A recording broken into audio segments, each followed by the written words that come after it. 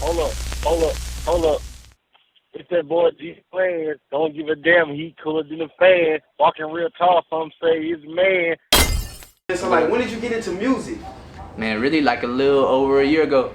Like yeah, it happened like that. Like I tried to rap like twice before, and like man, I remember the first time I went in there, I ain't know how to write or nothing. Like I didn't know how to like go about like writing a song. And then my homeboy was like, shit, I'm gonna write something for you, and like I can't rap it if I don't write it. Like I don't know how to say it.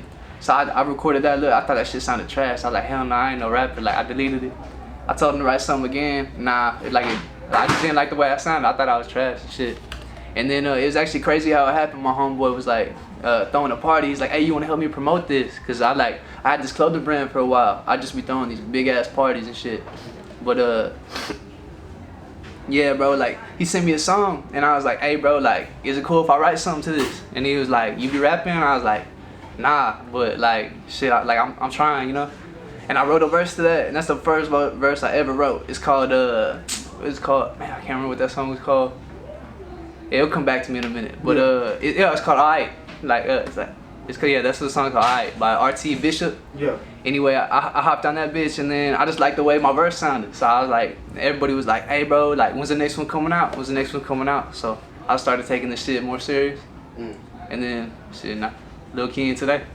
What was that song that you made, and it was confirmation that I was gonna pursue a rap career? Probably GoonTime.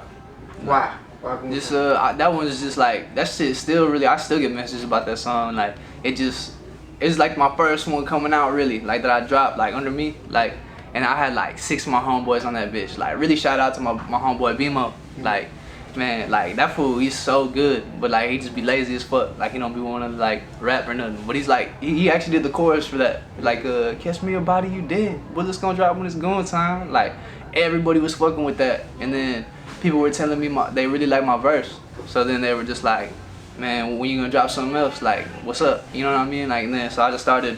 Really, I came out doing features. Like I didn't make no song like myself. Like I just came out doing features. Like.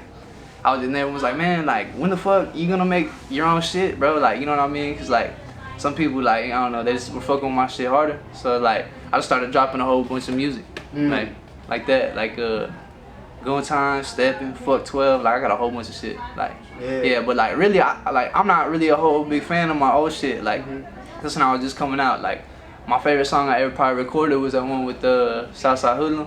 And speaking of that. Yeah. Southside Hoodlum, cool. I like his music, stuff like that. Like, but how did y'all make that happen? What was the process of you guys linking up? Like shit, like my mom be jamming Southside Hoodlum a lot. Like she put me on to his shit, and then I just kept hearing about bro. And then my manager, shout out A1 Management, Andy Yola, like he was like, hey fool, like why don't you do a song? And then my mom was kind of on my bumper about it. Like she was like, man, like you should do a song with that Southside Hoodlum guy or whatever. So I was like, bad shit. So I told Yola, and bro made it happen. And then I said he came out. That shit. He just came out one night. We shot the video. Like you know, did the song, everything. Like it just went smooth. He's a real cool dude too. Like real laid back. Man, bro, really tall actually. I thought he's taller than I thought he would be. Like. Yeah, and then he like 6 foot something. Like I thought bro was gonna be like shorter little dude. Nah, but he cool though. Yeah. But see, like right here in Texas, man, like how do you feel about like Texas music as a whole? Well, I ain't gonna say Texas as a whole. I'm gonna just say the Houston culture. Like shit, like what you mean? Like because you got like you kind of remind me like I say peso. Power wall type, you know what I'm saying, type South Park Mexican type. Yeah, you know it's funny, bro. My mom used to work with Paul Wall. Like she used to but before he was like Paul Wall, his name like shit. I don't even know if I should say his like real name on here. Like fucking whatever. I'm gonna leave that alone. But yeah, nah, bro's cool. Like he know my grandma and shit. Like I ain't never met him personally. You know what I mean? Like except for like Wiola and shit, but.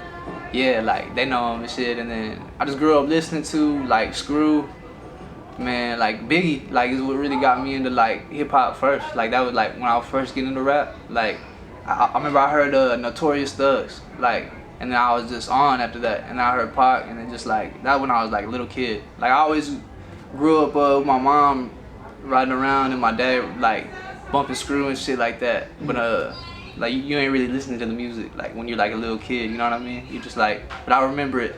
Like I remember hearing the shit. Well, yeah, that shit just influenced me a lot. Like with my music, like.